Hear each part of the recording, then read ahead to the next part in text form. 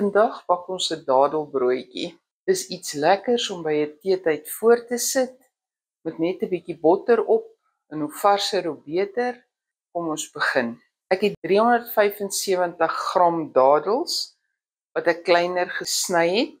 Mens kry die dadels wat so saamgepers in 'n pakkie is. Ek het los dadels gekoop, en dit net fyn gesny. 'n half koppie kookolie, 'n koppie kookwater en 'n teelepeltjie koeksoda.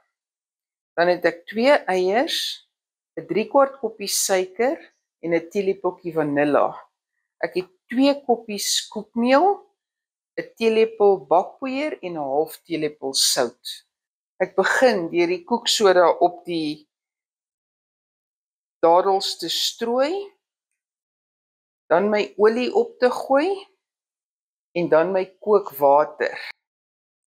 Dan vroetel ek hulle maar net so bietjie deur mekaar, dat hulle net alles onder die water lê. En nou moet dit so staan, tot dit bietjie afgekoel het. Ek gaan die tyd gebruik om my pannetjie met margarine te smeer, en om uit te voer met waspapier. My oond is aan op 160 grade. Die broodjie gaan vir 'n uur bak. Ek dink hierdie goed is genoegsaam afgekoel.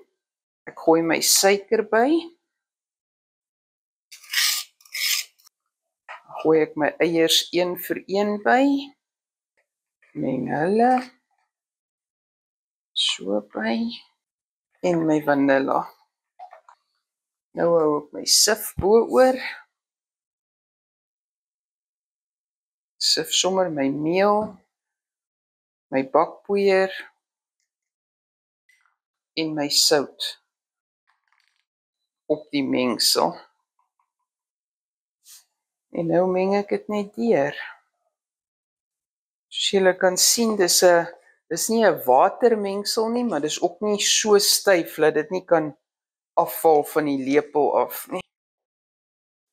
Sit dit in my gesmeerde bakpannetjie. Ek smeer dit maar so bietjie platter, mooi in die hoekies in.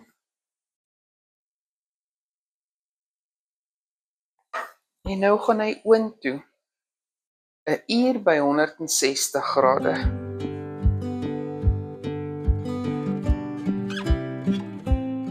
My dadelbroodjie het nou 'n uur gebak, en hy's uit die oond uit, so ek gaan hom uitgooi.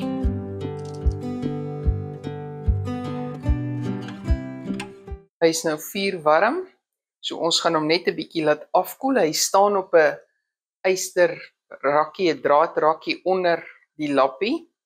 Ons gaan hom net so bietjie laat afkoel, en dan sal ek hom sny.